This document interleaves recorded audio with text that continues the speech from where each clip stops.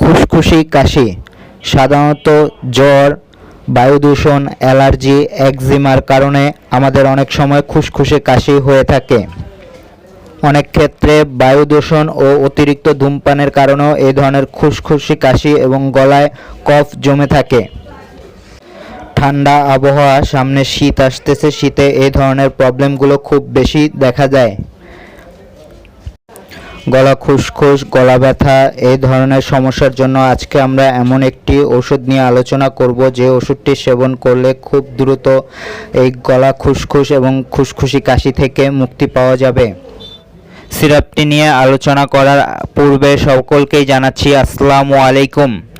যারা যারা আমাদের ভিডিওটি দেখছেন তারা অবশ্যই আমাদের চ্যানেলটি সাবস্ক্রাইব করে আমাদের সাথেই থাকবেন। অ্যামব্রক্সল হাইড্রোক্লোরাইড গ্রুপের একটি ঔষধ।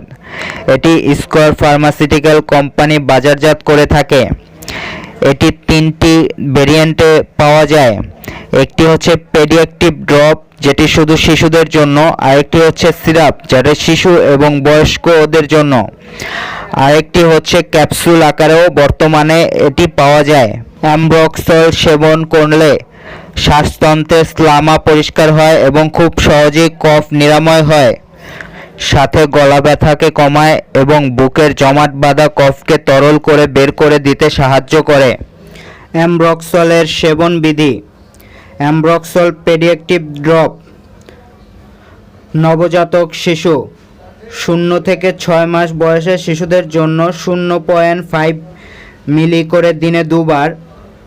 6 মাস থেকে 12 মাসে বয়সের শিশুদের জন্য 1 মিলি করে দিনে 2 বার এবং 1 থেকে 2 বছরের বাচ্চাদের জন্য 1.25 মিলি করে দিনে 2 বার করে খাওয়াতে হবে। 2 বছরের ঊর্ধ্বে বা প্রাপ্তবয়স্কদের জন্য 2 থেকে 5 বছরের বয়সী শিশুদের জন্য 2.5 মিলি করে দিনে 2 বার। 5 থেকে 10 বছর বয়সী শিশুদের জন্য 5 মিলি করে দিনে 2 থেকে 3 বার। 10 বছর বা তার চেয়ে ঊর্ধ্বে বা প্রাপ্তবয়স্কদের জন্য 10 মিলি করে দিনে 2 থেকে 3 বার সেবন করবে। গর্ভ অবস্থায় অ্যামব্রক্সল সিরাপ সেবন করলে গর্ভ অবস্থার শিশুর তেমন কোনো ক্ষতি হয় এমন কোনো তথ্য এখনও পাওয়া যায়নি।